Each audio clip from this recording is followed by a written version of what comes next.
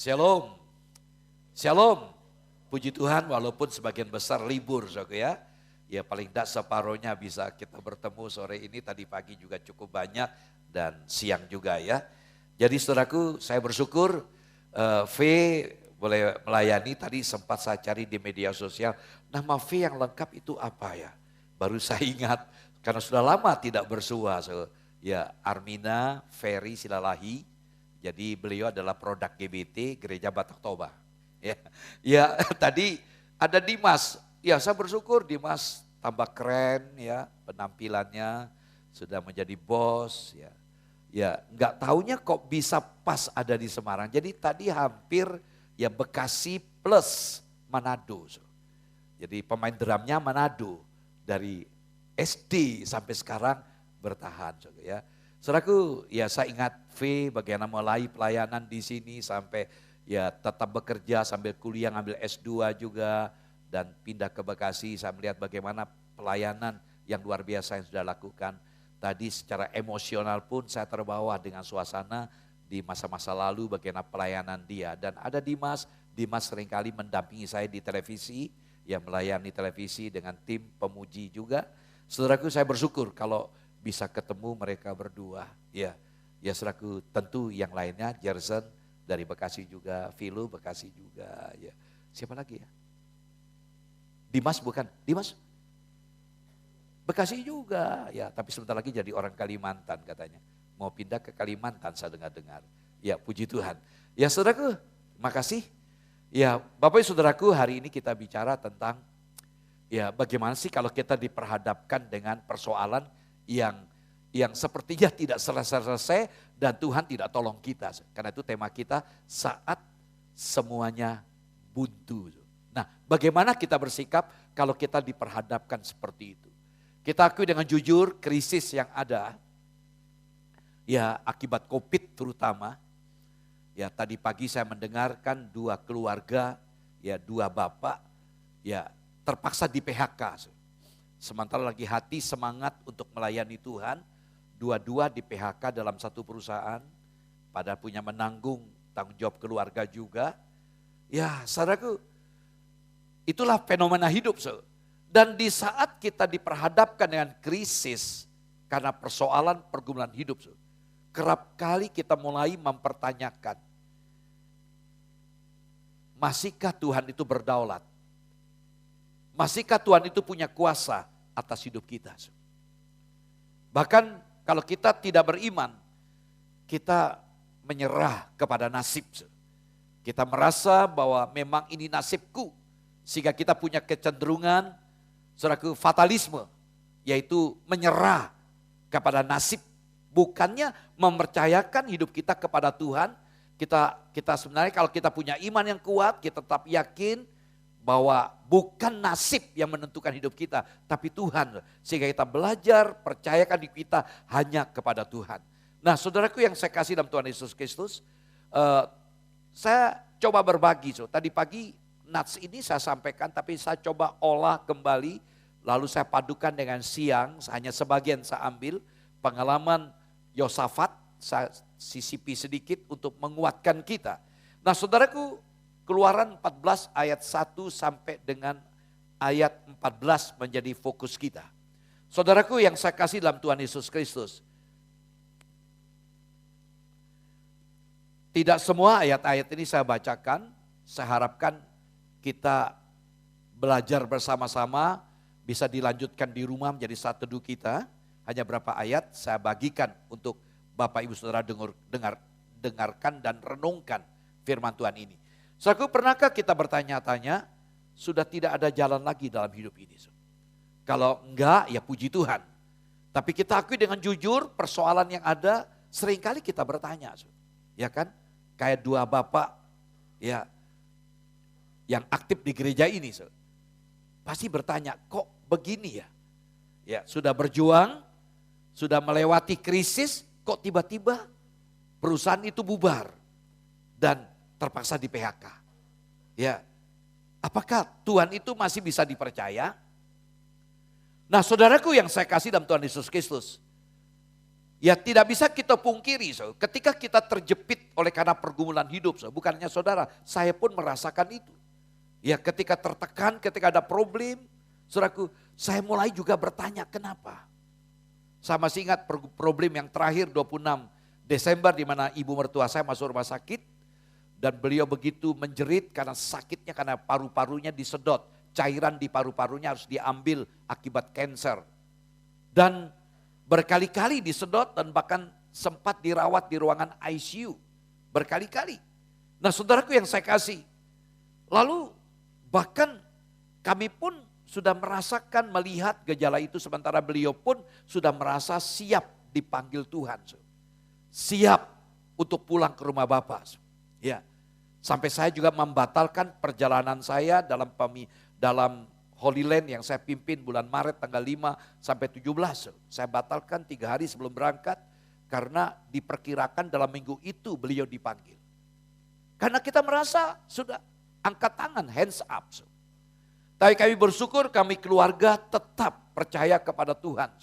Walaupun kondisi kayak begitu, saya minta teman-teman apa yang terbaik, tim-tim doa, saya masih ingat hamba Tuhan di Klaten dan salah satu pendoanya 2 minggu lalu meninggal dunia. Akibat stroke yang kelima kali. Dia gak kuat, dia meninggal. Dia salah satu pendoa ibu mertua saya dan kami komit berdoa. Dan sesuatu yang luar dugaan, dokter mengatakan tunggu waktunya. Dan kenyataan sampai hari ini beliau bisa bekerja kembali, paru-paru sudah tidak ada cairan, sudah teratasi semuanya. Saudaraku, bisa bekerja. Bahkan kadang-kadang lost control, inginnya mau bebas kemana-mana pergi. Kita yang menegur, sudah ditolong Tuhan, coba belajar batasi diri. Jadi kita melihat sesuatu yang mungkin kita berkata, saudaraku, kita berkata no, way out. Sudah tidak ada jalan keluar, tinggal tunggu waktunya. Mungkin hari ini pun saudara berkata seperti itu, sudah buntu, sudah tidak ada jalan keluar. Hari ini kita akan belajar bagaimana kita bersikap ketika kita diperhadapkan dengan kebuntuan. Tidak ada solusi atas masalah kita. Saudaraku, ayat pengantar mari sama-sama kita baca 1 Korintus 10 ayat 13, 2, 3. Pencobaan-pencobaan yang kamu alami ialah pencobaan-pencobaan biasa yang tak melebihi kekuatan manusia. Sebab Allah setia dan karena itu Ia tidak akan membiarkan kamu dicobai melampaui kekuatanmu. Pada waktu kamu dicobai, Ia akan memberikan kepadamu jalan keluar sehingga kamu dapat menanggungnya. Ada 3 hal yang kita lihat dari ayat ini. Pertama, tidak ada masalah yang luar biasa. Ngomong ke kanan, tidak ada pencobaan yang luar biasa. Ya, semua masalah itu adalah biasa. Kita boleh ketika ditanya apa kabar, kita berkata apa? Luar biasa. Tapi jangan di luar biasa, saudara ya. Jadi intinya tidak ada problem yang luar biasa. Kenapa? Alasannya apa? Dikatakan bahwa pencobaan kamu alami ialah pencobaan biasa yang tidak melebihi kekuatan manusia. Artinya ketika kita diperhadapkan dengan persoalan, maka persoalan yang kita hadapi itu adalah persoalan yang sesuai dengan kapasitas kemampuan kita. Artinya apa? Tuhan tidak pernah mengizinkan masalah itu terjadi melebihi kekuatan saudara.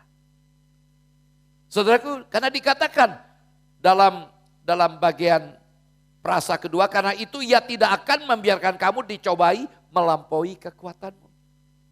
Karena itu jangan banding-bandingkan diri saudara dengan orang lain.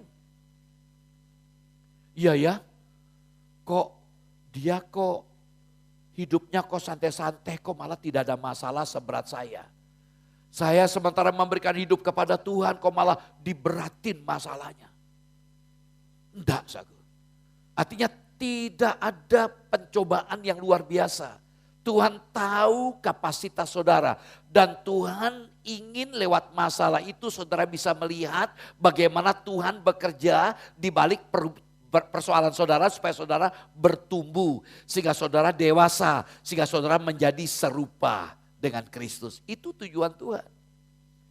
Yang kedua, dikatakan sebab Allah setia. Artinya Allah bisa dipercaya, Allah bisa diandalkan, Tuhan bisa diharapkan dalam setiap pergumulan hidup kita. Dia bisa dipercaya, diharapkan. Nah, ini yang memungkinkan kita tetap menaruh pengharapan kita, kepercayaan kita, keyakinan kita hanya kepada Tuhan, bukan kepada yang lain. Satu-satunya yang sanggup mengatasi masalah kita adalah siapa? Tuhan Yesus. Nyanyian tadi sangat bagus sekali.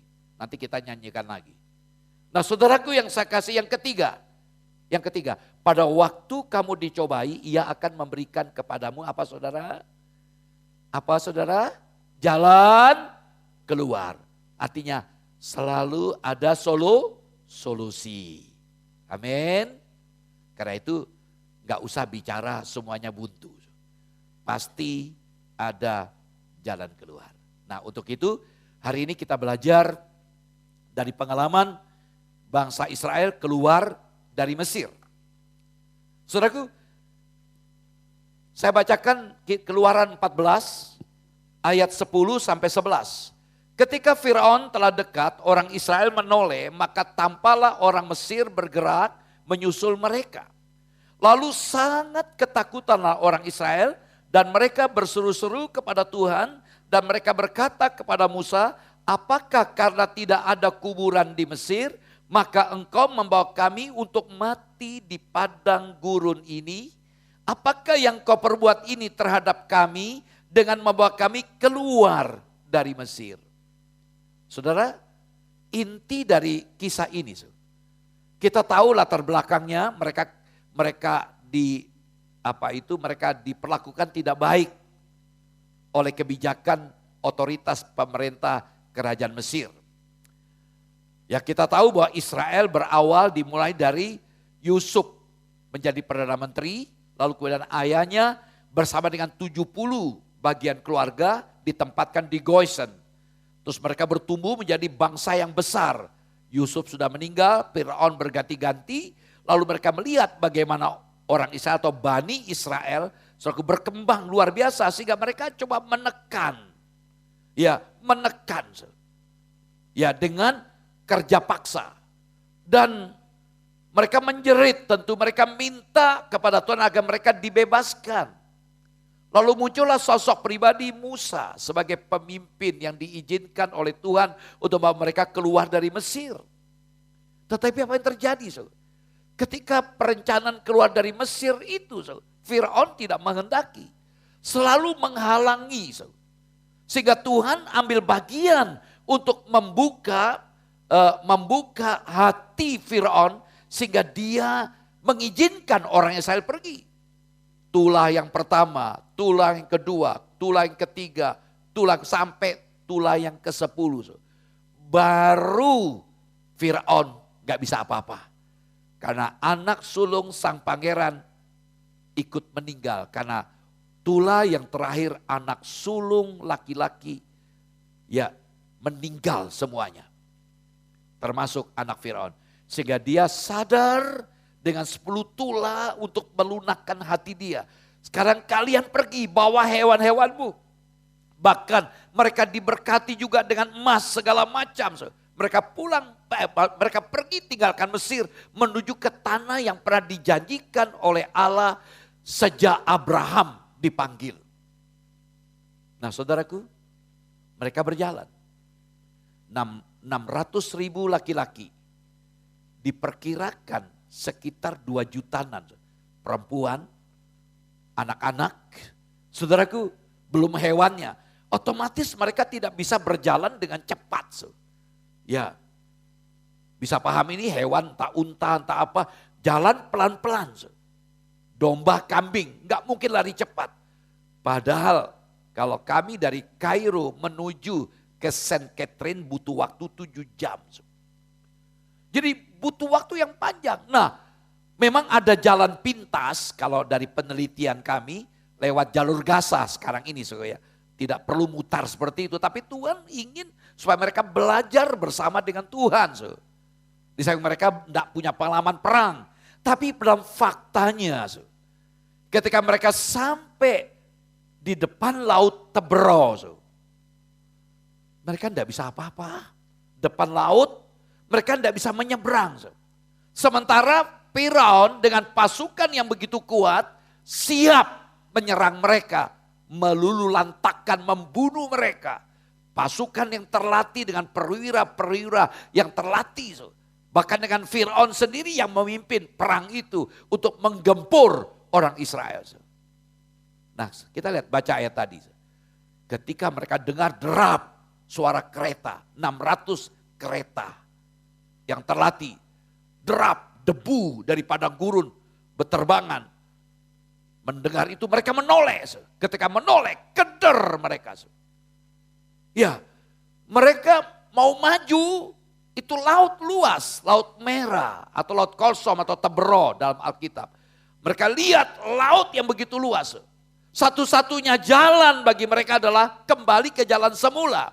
Balik kembali ke Mesir. Sesuatu yang gak mungkin karena Firaun mengejar mereka. Apa yang terjadi?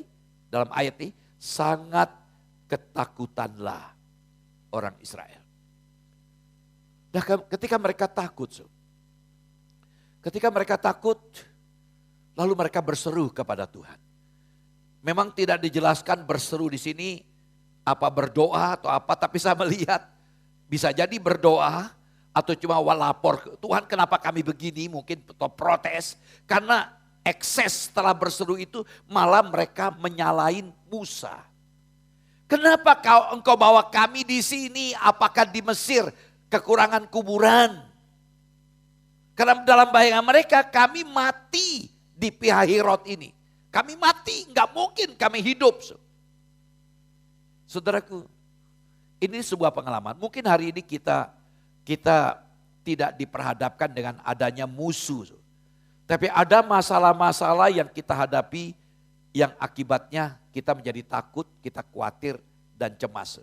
Saudaraku yang saya kasih, kita melihat dalam Keluaran pasal 14 ayat 6 sampai 7. Ini alasan kenapa mereka takut. Kemudian ia memasang keretanya, ini Firaun, dan membawa rakyatnya serta. Jadi rakyat ikut mengawal.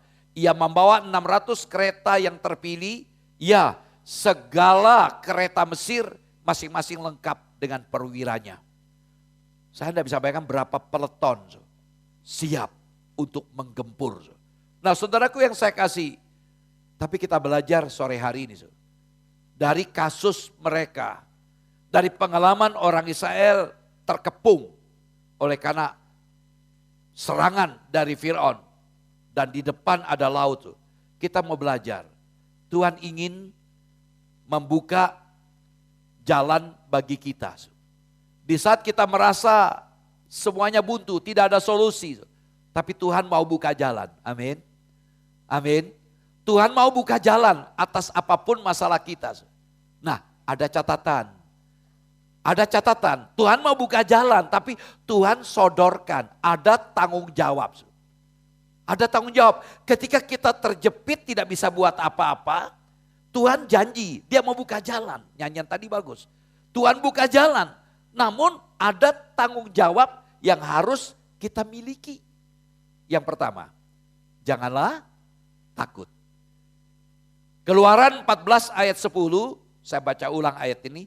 Lalu sangat ketakutanlah orang Israel dan mereka berseru-seru kepada Tuhan. Dalam teks Ibrani ini memberikan pemahaman, mereka betul-betul atau benar-benar mengalami ketakutan. Saya bisa bayangkan kalau orang ketakutan begitu kuat rasa takutnya, nalarnya, perasaannya tidak terkontrol lagi, ketakutan. Yang begitu menguasai pikiran, perasaan bahkan kehendaknya sehingga nalarnya nggak jalan. Dan itu sebabnya mereka berseru kepada Tuhan sambil menyala-nyalahin pemimpinnya Musa. Saudaraku, kita melihat di sini bahwa ketakutan selalu membawa tanggapan atau respon negatif. Sehingga tidak berani ambil resiko, bahkan tidak mau percaya kepada Tuhan, bahkan cenderung mengeluh, menggerutu, bersungut-sungut. Itu yang dialami. Nah kalau kita melihat bilangan pasal 13 ayat 30-33. Kaleb dan Yosua bersama dengan 10 orang temannya disuruh mengintai. Memang tanah Kanaan begitu subur. Lalu mereka berikan laporan kepada Musa. Memang tempatnya baik, yang 10 orang memberikan laporan. Sesuatu yang mustahil kalau kita bisa ada di tanah Kanaan. Karena mereka seperti raksasa, kita seperti belalang. Kaleb dan Yosua berkata, bisa.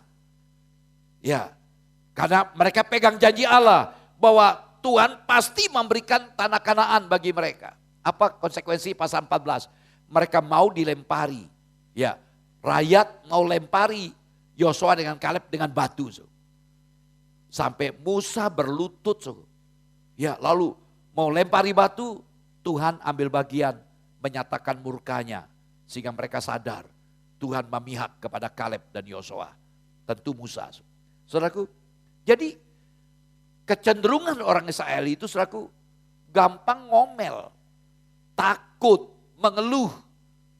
Saya katakan tadi melempari pemimpinnya. Saudaraku, ketakutan bangsa Israel membuktikan apa?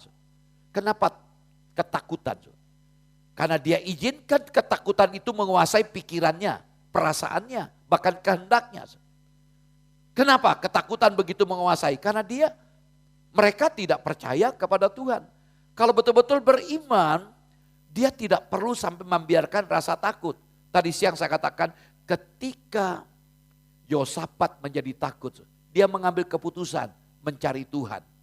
Hari ini kita akan belajar bersama-sama. Lihat ayat 13. Keluaran 14 ayat 13. Tetapi berkatalah Musa kepada bangsa itu, janganlah takut. Jadi ketika Musa disalahin, dimarahin, ya begitu ya, diprotes. Musa dengan tenang berkata jangan takut. Kenapa Musa berkata seperti itu? Ini hal yang menarik. Tadi pagi tidak saya bagikan ini.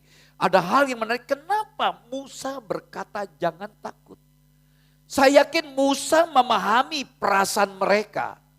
Karena melihat di depan laut, di belakang Firaun yang siap membunuh mereka. Atau mengizinkan mereka kembali ke Mesir untuk menjadi budak. Itu pilihan. Kenapa Musa berkata seperti itu? Mari kita lihat. Keluaran 14 ayat 4. Aku akan mengeraskan hati Firaun sehingga ia mengejar mereka. Dan terhadap Firaun dan seluruh pasukannya aku akan menyatakan kemuliaanku. Sehingga orang Mesir mengetahui bahwa akulah Tuhan. Lalu mereka berbuat demikian. Ayat 8. Demikianlah Tuhan mengeraskan hati Firaun, raja Mesir itu sehingga ia mengejar orang Israel. Tapi orang Israel berjalan terus dipimpin oleh tangan yang dinaikkan. Perhatikan sini, 2 kali kita lihat Tuhan mengeraskan hati Firaun. Dan ada tujuan, Tuhan akan menyatakan kemuliaannya. Dan Tuhan akan menyatakan dirinya, akulah Tuhan. Saudaraku, dan dalam ayat 8, Tuhan mengeraskan hati Firaun, sekaligus kita melihat tangan Tuhan tidak lepas. Artinya Tuhan tetap menyertai orang Israel. Lanjutnya kita lihat ayat 17. Tetapi sungguh aku akan mengeraskan hati orang Mesir sehingga mereka menyusul orang Israel.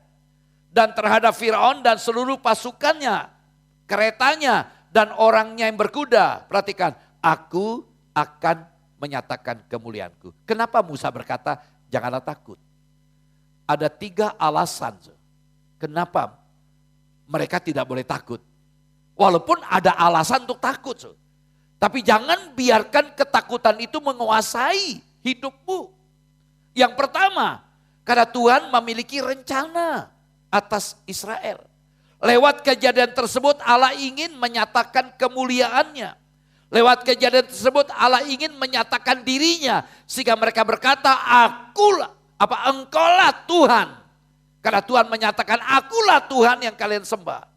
Artinya rencana Tuhan dengan diizinkan Firaun mengejar. Sengaja Tuhan mengeraskan hati Firaun. Memang Firaun hatinya keras. Ada ayat lain menjelaskan. Tapi dalam konteks yang kita baca ini, Tuhan izinkan. Ya, mengeraskan hati Firaun. Sehingga common sense-nya tidak lagi bekerja. Dia ikuti kemauan yang mendasarnya. Dia keras hati, keras kepala juga. Saudaraku, lalu apa? Lalu Tuhan sepertinya menuntun mereka mengejar. Jadi dalam kendali Tuhan. Karena Tuhan ingin memperkenalkan dirinya. Sekaligus menyatakan kemuliaannya. Dari sisi Israel, tadi kita baca ayat 8. Tuhan menyertai Israel. Artinya enggak boleh takut dah. Karena ada aku menyertai kamu. Ingat, tiang awan, tiang api menyertai mereka. Artinya Tuhan tidak jauh dari mereka. Ngapain takut? Yang ketiga, kita belajar kenapa tidak boleh takut. Karena Tuhan yang pegang kendali atas bangsa Israel. Tuhan keraskan hati mereka bukan untuk menghancurkan Israel. Untuk membunuh, nanti kita lihat. Untuk membunuh Fir'aun. Ya, dengan pasukannya dihabisin semuanya. Jadi segala sesuatu yang terjadi ada di dalam kontrolnya Tuhan. Jadi ketika saudara patah hati, saudara memiliki kesulitan, Tuhan ada bersama saudara. Amin. Karena itu jangan bunuh diri minum baygon, rasa jeruk. Jangan gantung diri di atas pohon jarak. Enggak perlu. Karena Tuhan ada bersama dengan ketika engkau menangis surat cinta dibakar sampai nangis. Ya, lagu kemesraan janganlah cepat berlalu, sudah tidak ingat lagi. Boleh tanya Mas Dimas, ini pada ketawa sih. Karena Dimas punya kisah cinta alfa omega. Ya, tapi toh Dimas sebentar lagi merit kan? Nah ya toh, tetap juga. Mas Ayah juga sebentar lagi merit. Ini kabar, semua amin. Karena teman-teman bergumul untuk Mas Ayah. Mas Ayah dapat calon. Jadi kalau memang Tuhan menghendaki kita menikah, tapi ada yang memang sosok pribadi yang disiapkan untuk tidak menikah. Tapi ketika saya tanya Mas Ayah, kamu sepertinya diberikan karunia jomblo. Oh, jauhkan dari aku. Rupa dia sadar panggilannya untuk menikah. Hanya betul dia dapat sesuai dengan imannya. Artinya begitu. Jadi marilah kita percaya seberat apapun masalah kita dengarkan, kita tetap ada dalam kendalinya Tuhan. Amin. Bisa jadi orang-orang di sekitar kita tidak peduli dengan kita. Tapi Tuhan tetap ingat Allah mengerti, Allah peduli. Ngomong kiri kanan dong, Allah mengerti, Allah peduli. Haleluya. Karena itu saudara, kesimpulannya apa? Kalau kita menyadari bahwa Tuhan punya rencana atas hidup kita, apapun masalah kita, dengarkan. Pakailah cara pandang yang positif. Jangan pikiran negatif melulu, Tuhan gak baik, Tuhan tidak mengasihi saya. Jangan. Pakailah perspektif yang benar. Artinya apa? Apapun yang terjadi, saya percaya Tuhan ada bersama dengan saya. Tuhan punya rencana atas hidup saya. Tuhan tidak meninggalkan saya, Tuhan akan menuntun saya kepada rencananya. Ingat, setiap kita sudah didesain, dirancang oleh Tuhan. Perhatikan, ada zaman dulu saya seringkali senang ya, gambar tangan, lalu ada tulisan, ya hidup di tangan Tuhan. Saya selalu foto saya tampilkan di Alkitab. Artinya kita harus yakin kita ada dalam tangan Tuhan. Sehingga kita enggak perlu takut dengan hidup ini. Bahwa apa yang kita pikirkan belum tentu itu terjadi. Mengapa Yesaya 55 katakan jalanmu bukan jalanku. Artinya jalan Tuhan bukan jalan kita. Mari kita sadari kalau kita diperhadapkan yang kegagalan bukan berarti kita gagal. Itu sukses yang tertunda. Perhatikan, sukses tertunda. Karena itu kita pahami ini. Mari kita belajar bahwa hidup ini adalah sebuah perjalanan. Kadang-kadang dihadapkan kebuntuan. Mari kita belajar hari ini. Kalau kita diperhadapkan dengan kebuntuan. Mungkin kita rasa berat, masalah penyakit, masalah studi, masalah pekerjaan. Satu kata, jangan takut. Amin. Jangan takut. Perhatikan 365 kali Alkitab menampilkan kata jangan takut. Artinya setiap hari saudara diingatkan jangan takut. Paham saudaraku? Jangan takut. Termasuk saudaraku kalau jalan sendiri di malam hari gak usah takut. Amin. Puji Tuhan. Nah yang kedua. Yang kedua, berdirilah tetap. Kembali ke ayat tadi. Ya, Keluaran 14 ayat 13. Tetapi berkatalah Musa kepada bangsa itu, janganlah takut. Kemudian dikatakan, berdirilah tetap. Menarik apa makna? Berdiri tetap dan lihatlah keselamatan. Perhatikan kata berdirilah tetap. Bukan sekedar berdiri, lalu nggak boleh duduk, bukan. Berdiri tetap artinya sesulit apapun keadaan saudara, tetaplah berada di pihak Tuhan, itu maksudnya. Jadi bagaimanapun situasi hatimu, bagaimanapun beratnya masalah saudara, tetap ada di pihak Tuhan. Ya, tetap mengerjakan bagian kita. Kita yakin itu. Di sesulit apapun kita percaya dan yakin kita tetap di pihak Tuhan.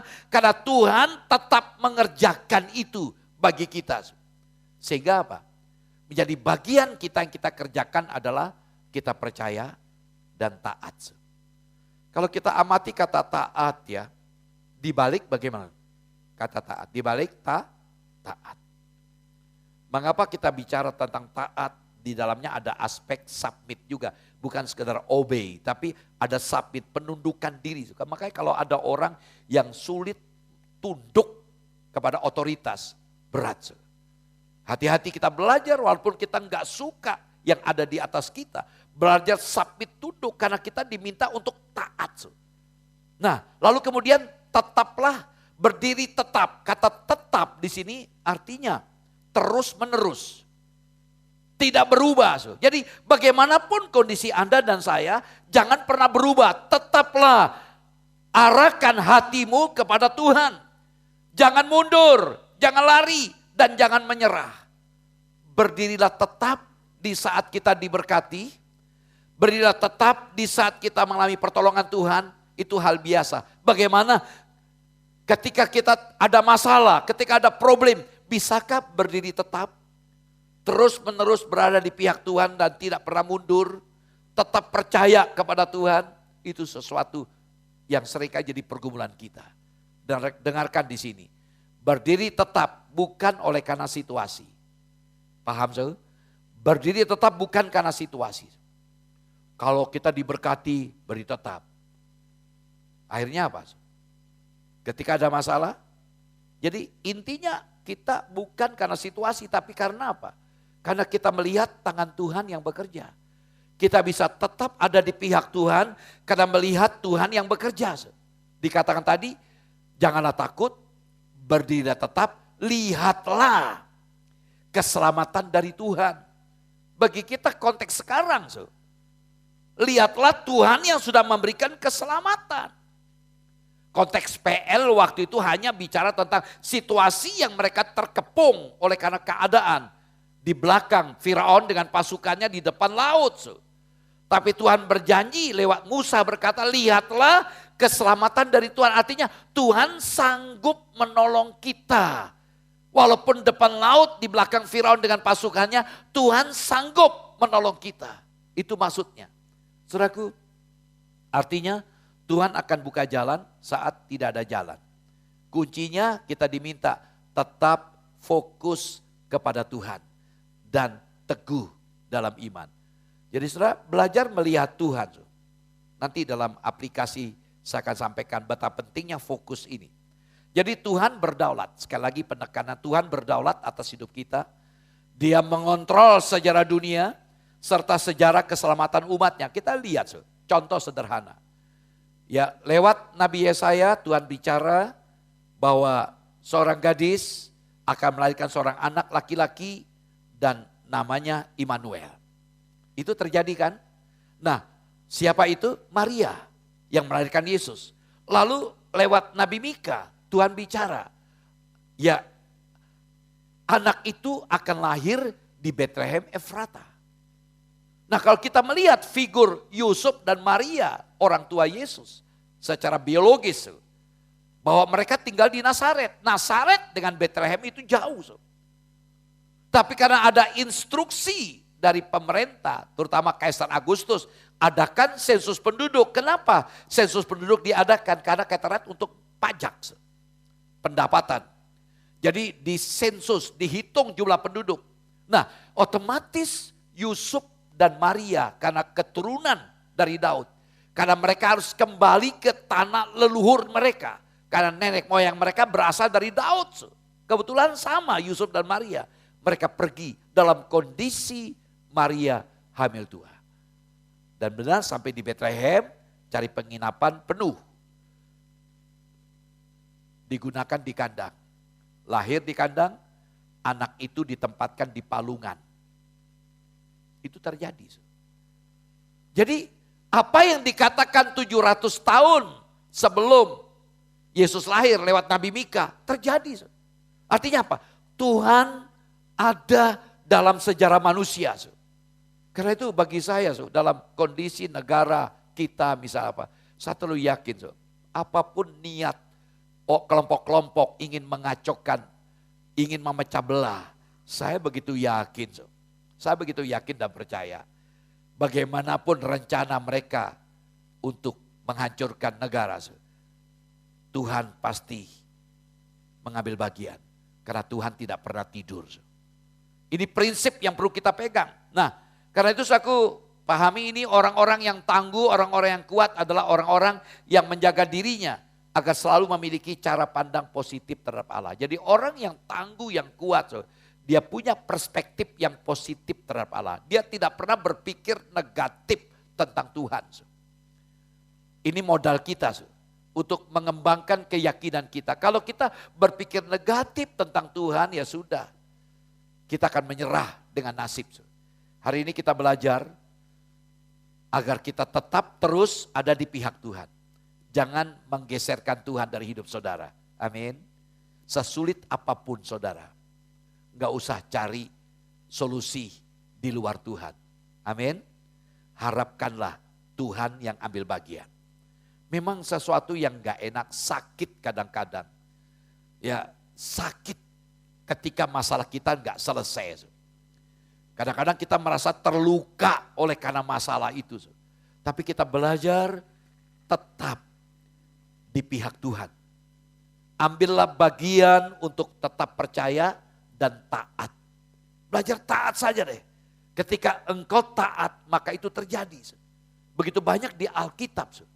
Hal-hal yang spektakuler Tuhan kerjakan di balik keterbatasan kita sebagai manusia.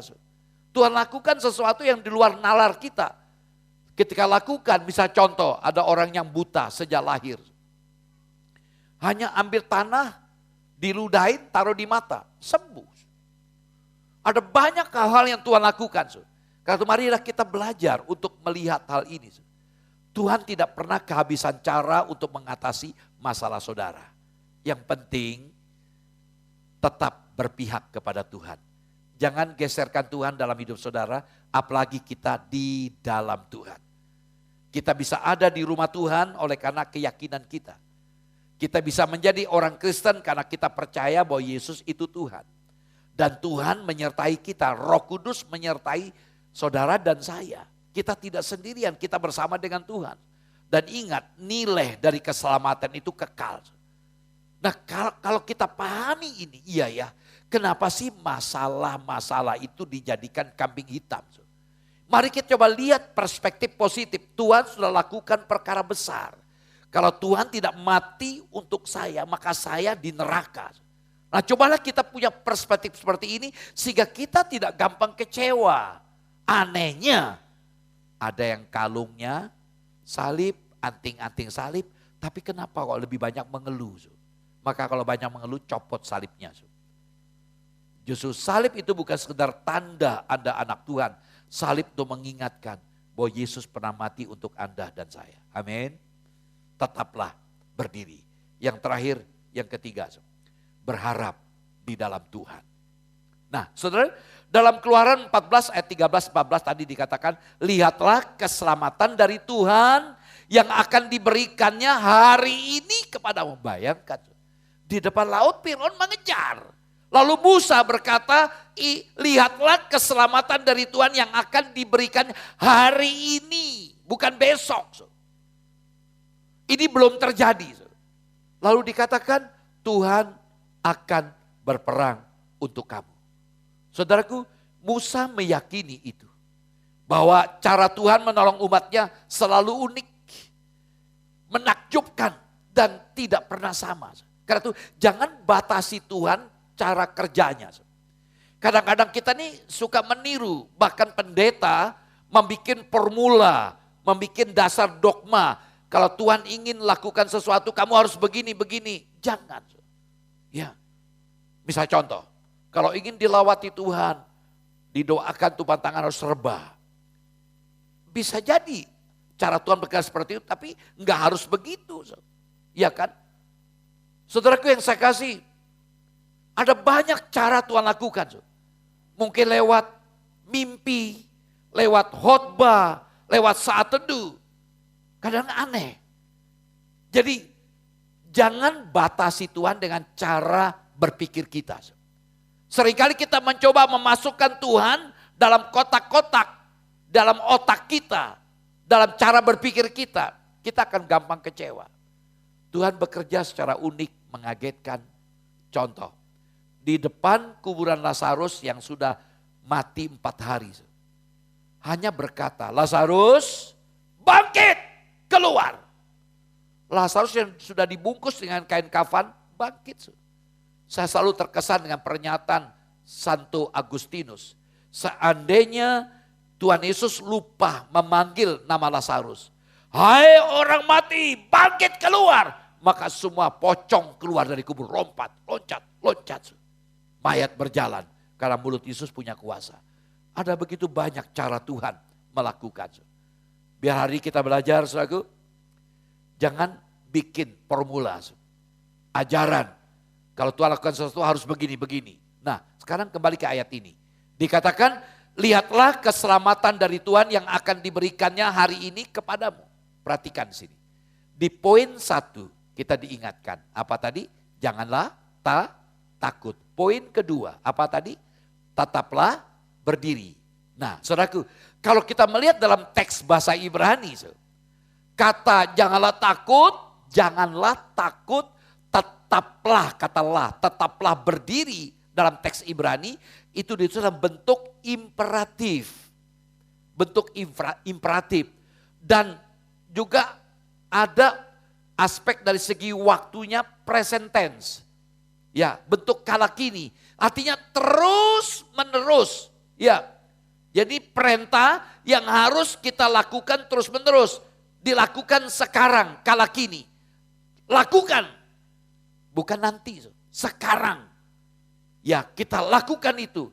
Saudaraku, kita tetap lakukan, jangan takut. Dan berilah tetap. Tapi kalau kita melihat poin ketiga ini, berharap di dalam Tuhan, ini belum terjadi. Perhatikan, Musa berkata, lihatlah keselamatan dari Tuhan. Saya mau tanya, Tuhan sudah tolong enggak? Belum kan? Lihatlah keselamatan dari Tuhan yang akan diberikan apa kapan? Hari ini kepadamu. Itu belum terjadi. Masih dalam 1 hari itu belum terjadi. Nah, ini bentuk future. Lebih cenderung kepada menunggu, menanti. Menunggu atau menanti sesuatu yang belum terjadi. Saudara, kalau kita bicara berharap, sulit ya. Menunggu itu enak gak?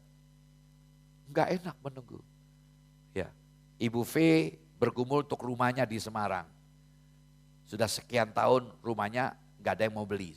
Tapi pada waktunya Tuhan kirim, gak jauh dari rumahnya. Ya, beli tetangga sebelah.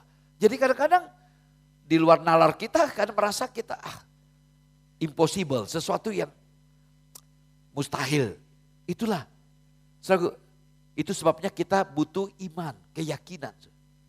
Iman ini bukan sekedar di mulut saya believe, tapi iman sini trust. Bagaimana saya mempercayakan Tuhan, mempercayakan masalah saya hanya kepada Tuhan, bukan yang lain.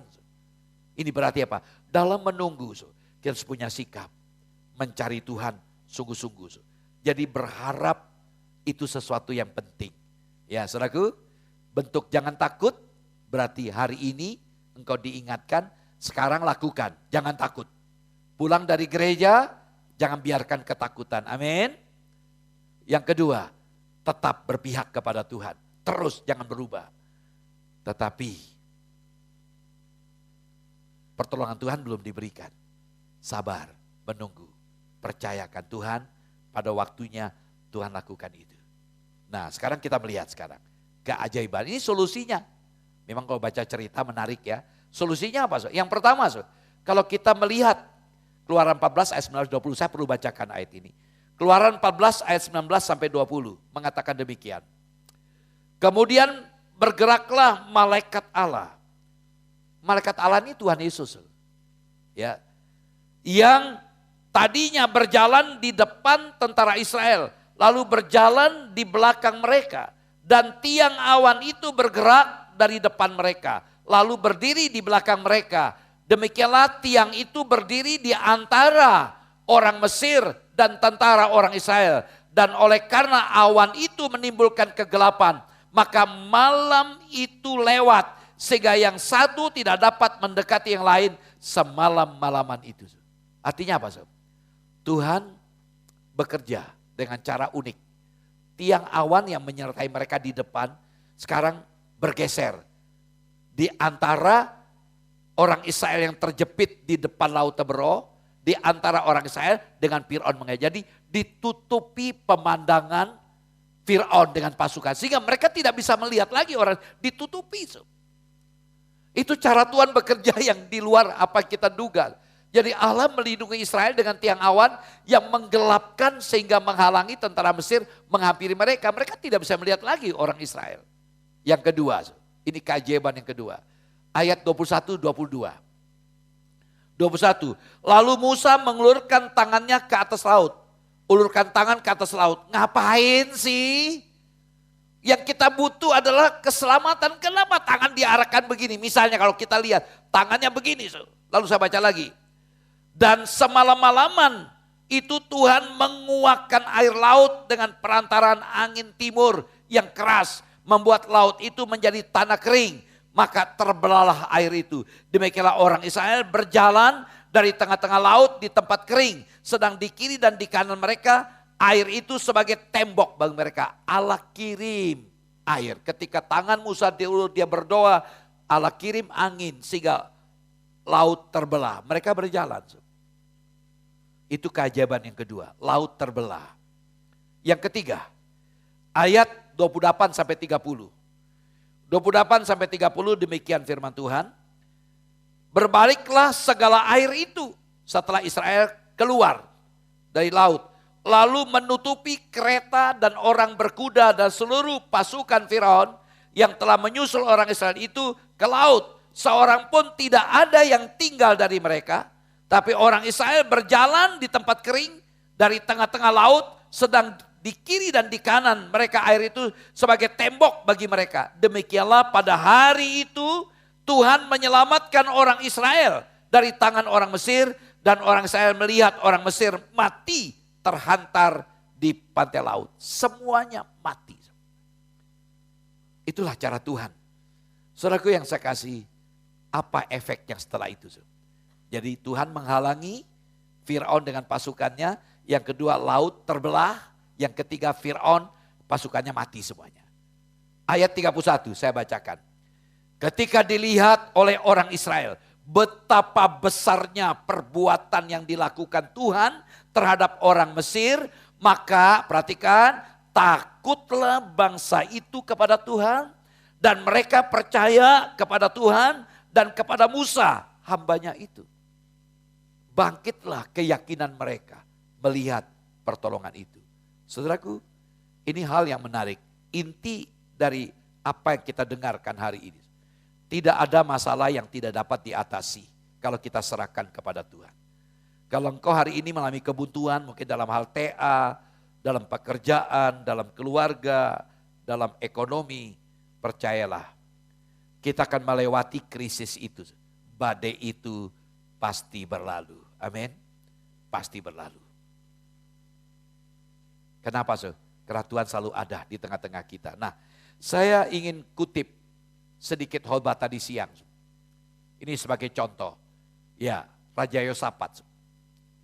Dia adalah Raja Yehuda. Saya baca ayatnya. 2 Tawarekh 20 ayat 1 dan 2. Setelah itu Bani Moab dan Bani Amon datang berperang melawan Yosafat bersama-sama sepasukan orang Miyunim. Datanglah orang memberitakan Yosafat suatu laskar yang besar datang dari seberang laut Asin dari Edom menyerang tuanku. Sekarang mereka di Haseson Tamar yakni En-Gedi. Jadi diberikan laporan kalau Moab, Amon berkoalisi. Ya, siap menyerang. Dikatakan di seberang laut Asin. Ini Dead Sea, laut Asin itu laut mati. Di bahasa Alkitabnya bukan laut mati tapi laut Asin. Di dekat En-Gedi, ini En-Gedi. Nah ini wilayahnya kerajaan selatan Yehuda.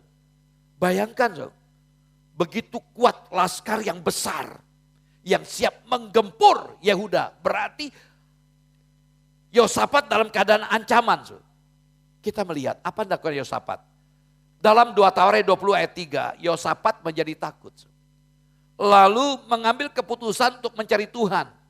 Ia menyerukan kepada seluruh Yehuda supaya berpuasa. Memang Yosafat takut seperti orang Israel tadi.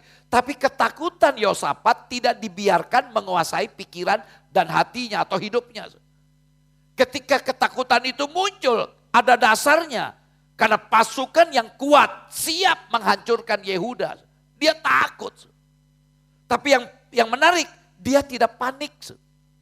Dia tidak panik. Dia mengambil keputusan untuk mencari Tuhan. Sebagai seorang raja tentu dia punya kekuasaan. Dia tidak mulai dengan langkah-langkah taktis militer. Dia perintahkan panglimanya untuk siap pasukan untuk melawan Moab dan Amon. Tidak. Yang dia lakukan langkah pertama adalah keyakinannya kepada Allah. Dia begitu percaya bahwa segala sesuatu ada di dalam kendalinya Allah. Ketakutan datang dalam dirinya. Dia belajar menyatakan keyakinan sebagai raja. Lalu dia ajak rakyat untuk berdoa. Ini poin penting. Di balik tadi pesan Tuhan, berharap kepada Tuhan. Tapi kita diminta untuk berdoa, mencari Tuhan. Saudaraku, jadi mencari Tuhan dalam ayat 4. Dan Yehuda berkumpul untuk meminta pertolongan daripada Tuhan. Mereka datang dari semua kota di Yehuda untuk mencari Tuhan. Tadi di awal, Yosafat mengambil keputusan untuk mencari Tuhan dan mengajak rakyat berpuasa. Berpuasa di sini bukan merujuk kepada tatanan ibadah Yahudi waktu itu. Berpuasa di sini menjelaskan tentang rasa duka cita mereka. Saudaraku, begitu berat. Tapi dia arahkan umat untuk mencari Tuhan. Kenapa mencari Tuhan? Karena Tuhan yang sanggup memberikan pertolongan. Dikatakan untuk meminta pertolongan. Nah saudaraku, sebagai penutup. Dalam 2 Tawarekh 20 ayat 12. Ini doa Yosafat yang menjadi dasar bagi kita untuk berdoa. Jadi dalam kondisi kebuntuan hidup ini kita diminta untuk berdoa. Di samping kita berharap kepada Tuhan. Karena wujud sebuah pengharapan kita kepada Tuhan adalah dengan kita berdoa datang kepada Tuhan. Kalau hanya berdasarkan pikiran, aku berharap, aku percaya. Tapi enggak pernah berdoa, tidak akan pernah mengalami pengalaman dengan Tuhan. Nah saya baca ayat ini atau sama-sama. Ya 2 Tawarekh 20 ayat 12, 2, 3. Ya Allah kami, tidakkah engkau akan menghukum mereka? Karena kami tidak mempunyai kekuatan untuk menghadapi laskar yang besar ini. Yang datang menyerang kami.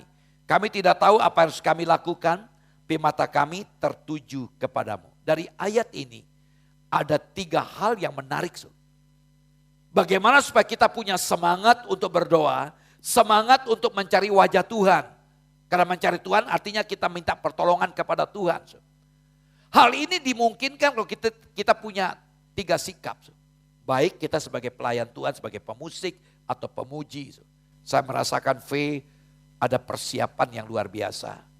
Walaupun dari Bekasi, sudah lama dari sini pasti yakin dia berdoa. Karena saya lihat spiritnya begitu kuat tadi. Sayang sedikit hadir, mungkin 3 bulan lagi datang lagi ya. Iya, boleh kita bikin atau pas acara Natal khusus kita cari waktunya. Kita bikin semua alumni yang pernah melayani. Alumni di sini bukan karena masalah kuliah. Ya, para aktivis gereja yang pernah dulu kita kumpul melayani. Wah, dahsyat sekali itu. Kalau boleh di awal Desember kita bikin gebrakan. Ya, V dengan teman-teman melayani. Dimas dari Kalimantan datang. Ada pemain handal kita juga dari Kalimantan juga. Namanya Andre ya Pak. Ya, Agus ingat Andre, gitaris. Ya, ada Hendy. Ada berapa grup band sekalian bisa. Wah, ada Yosep. Wah, asik banget. Biar song leader singernya ada puluhan di situ. Yo, alumni semua ambil bagian. Dasar, ini kerinduan saya ini bukan nubuat ya, tapi kerinduan kalau bisa itu terjadi. Biar Pak Agus ketua panitianya. Ya, ya saudaraku, mari kita lihat. Kapan kita bisa mencari Tuhan? Pertama, dari ayat dikatakan tadi apa? Kami tidak mempunyai kekuatan. Jadi seseorang punya gairah berdoa. Kalau dia merasa dia tidak mampu. Nah misalnya maaf ya, karena kita pandai musik. Ngapain berdoa? Nadanya apa? Gini-gini. Bahkan langsung ya, chordnya ditulis gini. Semua. Enggak perlu doa. Sudah latihan sebentar, nyocokkan aja. Sudah.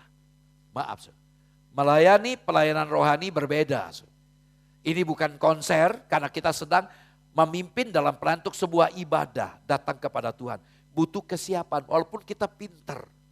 Mengapa saya katakan kalau orang yang merasa dirinya pinter, merasa dirinya punya jabatan, punya kekuatan, punya uang, punya kekayaan, sulit untuk diajak berdoa. Tapi kalau dia merasa misalnya, ya saudara main drum, pas-pasan, hanya bisa mukul. Aduh kok aku dikasih tugas besok, ya Aksa gak bisa, Pak Adril gak bisa, aku diminta ngedram. Nah karena merasa pas-pasan, pasti sampai puasa. 6 hari Pak Tuhan, tolong aku Tuhan. Itu pengalaman saya dulu disuruh khotbah oleh pendeta saya. Belum pernah khotbah, saya disuruh khotbah, Hen kamu gantikan si ini. Saya ndak makan. Saya minta puasa berapa hari. Dan luar biasa ketika khotbah, kejutannya minta ampun. Terjadi sesuatu yang di luar, walaupun banyak salahnya juga ketika ngomong, tapi urapannya terasa. Ini hal yang penting. Jadi mengapa kalau misalnya ada orang kaya, ada masalah, ajak doa paling dia nyinyir. Ngapain sih doa? Wah aku punya uang kok, dengan uang aku ngatasi masalah. Ya, ini saya bukakan kartu. Ada satu sinode yang sedang bergumul masalah. Sampai ratusan juta dikeluarkan. Sampai ketua sinodenya sampai kurus, penyakit istrinya sudah enggak kuat. Saya ikut mendoakan.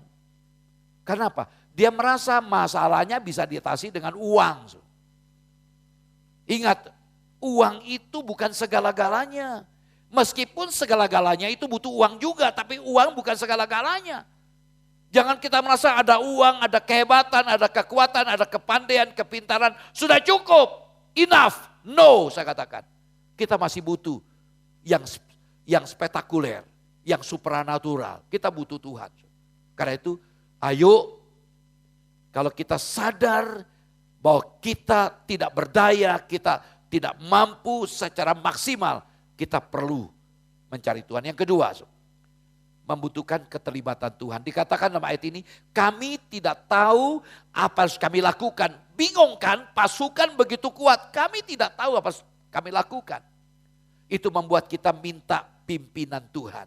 Tuhan engkau yang terlibat, engkau yang ada di balik segala masalah kami.